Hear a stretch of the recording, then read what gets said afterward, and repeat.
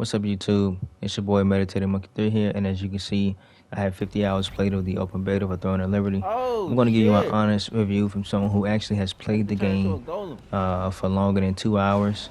Um, and there's a few talking points that I want to talk about as far as like big streamers and big YouTubers and how they view games.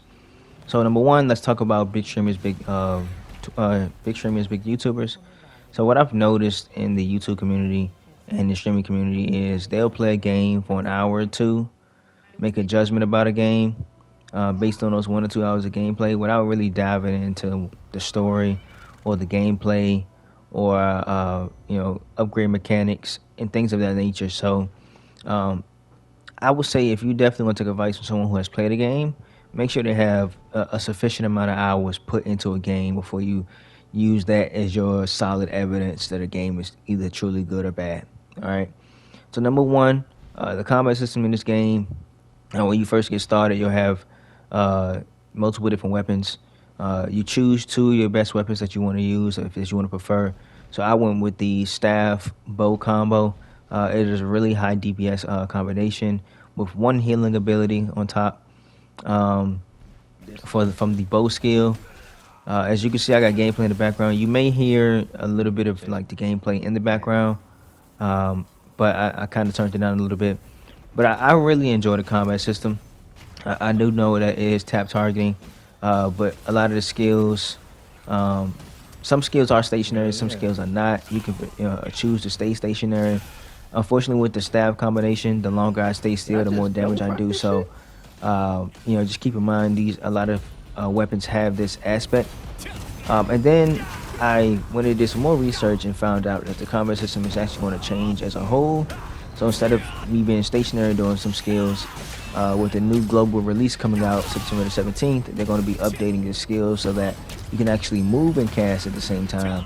So I'm really looking forward to that because my fireball spell I have to be stationary right as of right now in the beta, but during the global release version, I can move around with it, increase casting speed, decrease casting time.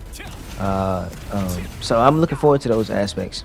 So my overall review of the game, I mean, there are a few bugs right now. As you know, obviously as a beta, there's a few bugs when I'm flying around in my morph transformation.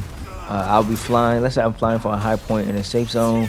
In the safe zone, you can glide up as many times as you want within the safe zone.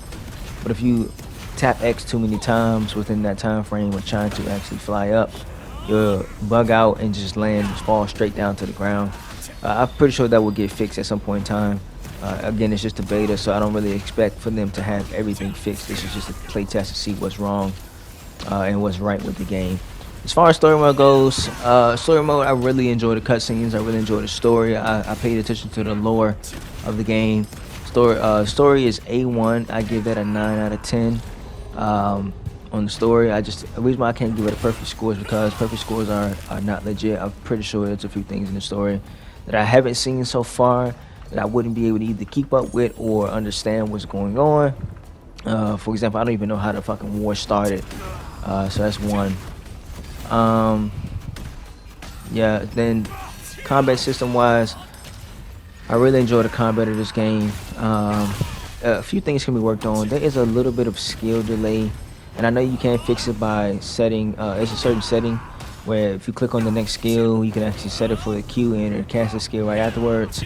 I don't necessarily want that because sometimes I'll be casting my meteor spell, and the opponent will move. So now I have to move and stop my casting in order to recast it again. Um, and then there are certain skills where if you try to activate the skill, it'll land in a certain location, and if you're not locked on, it will miss that target. So that's another thing. But just overall of the game, graphics looks fucking amazing. 10 out of 10 on the graphics. I can give them that. 9.5 on the combat. A few things can be fixed, but again, they'll come out with a whole new combat system, so I can't judge that as of yet.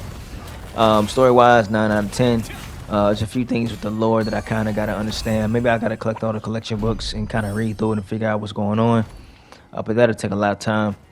But just my overall review, man, I played for 50 hours. I'm giving you my honest opinion. Game so far, I'm looking at it like a 9.5 out of 10. This is your boy Meditating Monkey 3 here. Like, comment, subscribe. If you want more reviews, you want some gameplay footage, stay tuned.